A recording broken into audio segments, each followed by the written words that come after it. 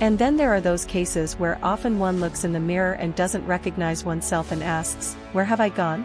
I am lost, yes. I have lost myself. I don't even know how I was before that relationship. And what this shows us is that we have abandoned ourselves, forgotten about ourselves, the inner child we carry within, and what we are at our core.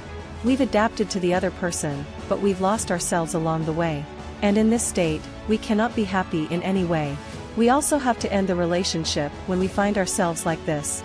Then there's the third group, which is when there is psychological or physical abuse, especially psychological abuse. It's the invisible abuse that can't be seen but is very prevalent. It's shockingly present in many relationships. So, learning to identify these cases.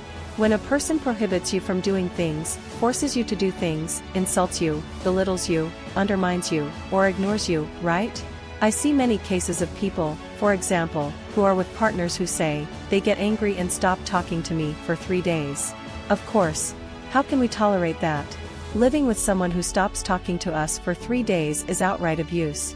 And some people say to me, well, Sylvia, but of course, this happens because they're very stressed about work, about such and such.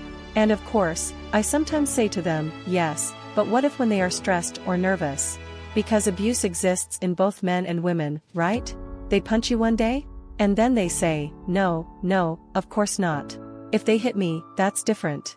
I would set a limit there. Of course, but physical abuse is one thing, and psychological abuse is another. Which one is worse? Why do we think physical abuse is worse than psychological abuse? Because psychological abuse can destroy you to the core. It can even lead some people to their own real physical destruction. So, we must be able to identify these situations so that we can decide what we want to do and face the challenge of leaving that relationship, even if it's difficult. And how do you leave that relationship, right? Because in the end, I understand that it's a rather difficult bond to break. How do you do it? Of course. Look, the first thing to do is become aware. We must be aware that we are dependent and understand the magnitude of what this means. Dependency is an addiction, and when one accepts that they have an addiction, they have to stop consuming it.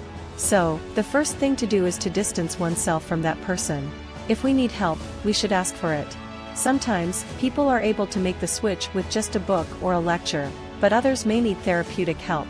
Then, they should work on strengthening their self-esteem, going back to self-esteem, to rediscover themselves, realize that they are capable of being without that person, become aware that they weren't really doing well in that relationship.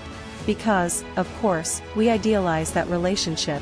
We've normalized many things that have happened and we live in self-deception, thinking that it's not so serious, that in the future things will change or will function better when this or that happens.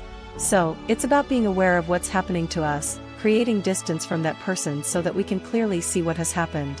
And in the meantime, strengthening our self-esteem to avoid relapsing. Of course, creating distance means zero contact.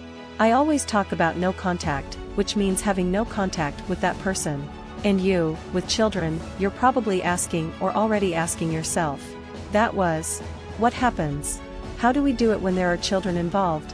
Because this is also a very common question. When there are children, complete no contact is not possible, especially if they are young, but we have to do the closest thing to no contact. It's crucial that we understand that.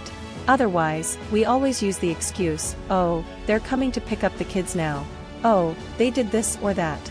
And we're there, watching, look, they've changed the car now, they've lost 5 kilos, they're taking better care of themselves now. And all this generates more anxiety when we see these things. The less information we have about him or her, the more at ease we will be, and the quicker we will overcome the grieving process that we have to go through, that breakup.